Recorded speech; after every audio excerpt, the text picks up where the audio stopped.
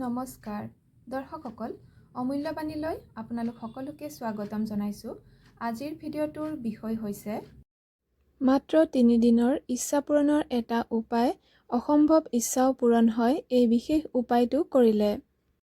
উপায়টো একেটা সময়তেই 3 দিন কৰিব লাগিব। উপায়টো কৰিবৰ বাবে এখন কাঠৰ আসনত ৰঙা কাপোৰ পাৰি ল'ব। তাৰ ওপৰত হনুমান বাবাৰ যদি ফটো আছে হনুমান বাবাৰ ফটো, বা যদি ৰাম সীতা বা আপোনাৰ ৰাম দৰবাৰৰ ফটো আছে তেনেহ'লে সেই ফটো আপুনি ৰাখিব পাৰিব। ৰখাৰ পিছত আপুনি এগছি চাকি জ্বলাব আৰু চাকি জ্বলোৱাৰ পিছত আপোনাৰ কি ইচ্ছা আছে সেই ইচ্ছাটো আপুনি এটুকুৰা বগা কাগজত লিখিব ৰঙা ৰঙেৰে, আৰু লিখাৰ পিছত কাগজ টুকুৰা ভাঁজ কৰি এই ফটোখনৰ তলত থৈ দিব। এতিয়া আপুনি শ্ৰী ৰাম নাম যিমান পাৰে সিমান আপুনি জপ কৰিব 3 পৰা 5 মিনিট। তাৰপিছত আপুনি হনুমান চালিচা 3 বাৰ পঢ়িব আৰু তাৰপিছত পুনৰ আপুনি ৰাম নাম 3 পৰা 5 মিনিট জপ কৰিব আৰু তাৰপিছত আপুনি হনুমান বাবাৰ আৰতি কৰিব বা যি পাৰে ক্ষমা প্ৰাৰ্থনা কৰিব। আপোনাৰ যি ভুল হৈছে জানি শুনি বা নজনাকৈ সেয়া ক্ষমা কৰিবলৈ আপুনি ক'ব। তাৰপিছত সেইদিনাৰ কাৰণে আপোনাৰ সম্পূৰ্ণ হ'ব।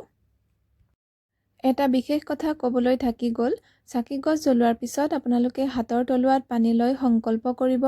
সংকল্প কেনেকৈ কৰে মোৰ আগৰ ভিডিঅ'ত দিয়া আছে, যদি নাজানে চাই কৰিব।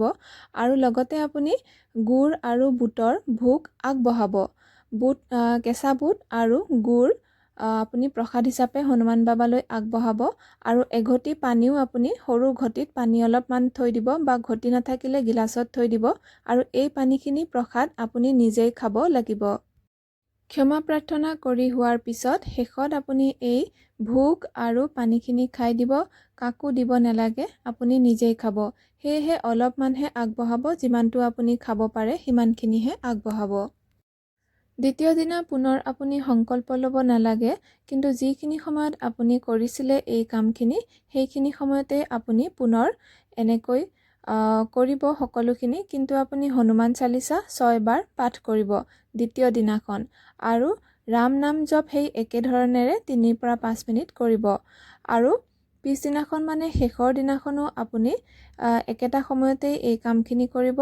হনুমান চালিচা আপুনি শেষৰ দিনাখন 9 বাৰ পঢ়িব আৰু তাৰ আগত আৰু পিছত ৰাম নাম জপ কৰি ক্ষমা প্ৰাৰ্থনা বিচাৰিব।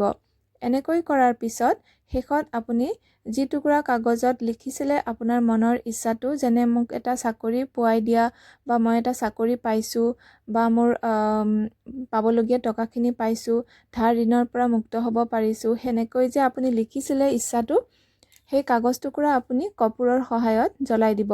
পূজাত ব্যৱহাৰ কৰা কৰ্পূৰ পায়, সেই কৰ্পূৰৰ সহায়ত কাগজ টুকুৰা জ্বলাই ছাইখিনি কোনো গছৰ গুৰিত বা পানীত আপুনি দি দিব।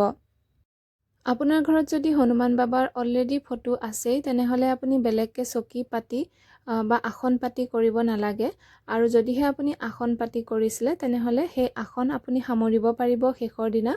আৰু হনুমান বাবাৰ বা ৰাম দৰবাৰৰ ফটো যদি লৈছিলে সেয়া আপুনি ভগৱানৰ ঠাইত পুনৰ স্থাপিত কৰি ৰাখি দিব বা ভালদৰে ৰাখি দিব। আজিৰ ভিডিঅ' ইমানতে সামৰিছোঁ। ধন্যবাদ।